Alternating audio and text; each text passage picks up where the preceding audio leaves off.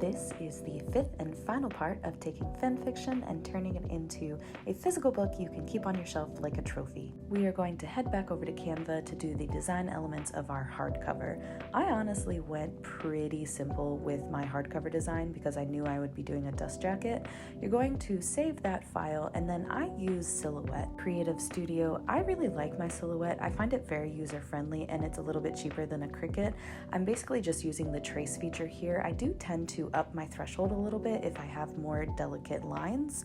Make sure you are flipping horizontally all of your elements, otherwise they will print out backwards. There is no magic secret to HTV. It is very frustrating at times and can ruin a case, so be patient, take your time. I do have some recommendations, such as using a mini press. I do find that it gives better heat control. Start at the center, work your way towards the sides.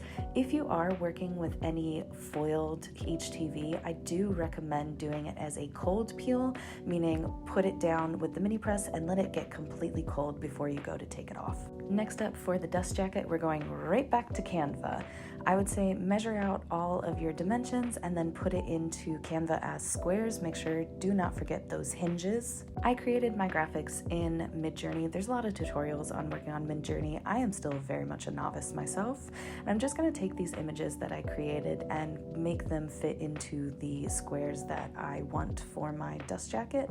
I do find that using the transparency tool really helps to make sure everything is very even and where it's supposed to be. For my dust jackets, I use a very heavyweight Hammermill 19 by 13 paper, and my printer seems to do pretty well with it. Again, that matte photo paper. We're going to be putting some laminate over top of that dust jacket to make it have a very glossy feel and also to help with the lifespan of the dust jacket.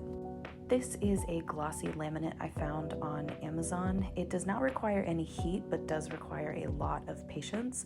I use that plastic scraper basically to get all of the air bubbles out of everything, and by the time I'm done, this is what it looks like. Lastly, I eyeball putting my text block into my case so that it's nice and even.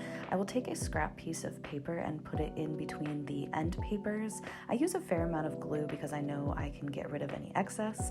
You will notice that I'm only going to about 7 millimeters away from the edge of the spine. This is to not have glue over where that hinge is at. You carefully take out the paper and you're just going to press down that case. I then use my hands. People also use a bone folder, but I find my hands, I can really feel I'm getting into each of the grooves to make sure that it's very tightly down. Use another piece of scrap paper in between the end pages. I find that it just helps keep the moisture from getting to the rest of my book. We're going to be doing something that's called nipping.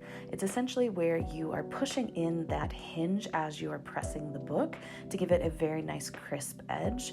I also do use a piece of parchment paper to keep things from sticking to my book press. You can see I'm using these flat coffee stirrers. I've found they work excellent, and I'm just kind of putting them in the edge right before where the spine piece of bookboard is, and I'm going to be using the book press to basically push those stirrers down into where the hinge is at, and it gives it a really nice look.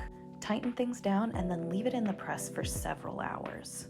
This is our end result. You can see those really nice crisp hinges and those really cool custom end papers. And then this is what it looks like with the dust jacket. It's very nice and glossy with that laminate, and it's going to keep forever. Thank you so much for joining me. Please ask questions if you have.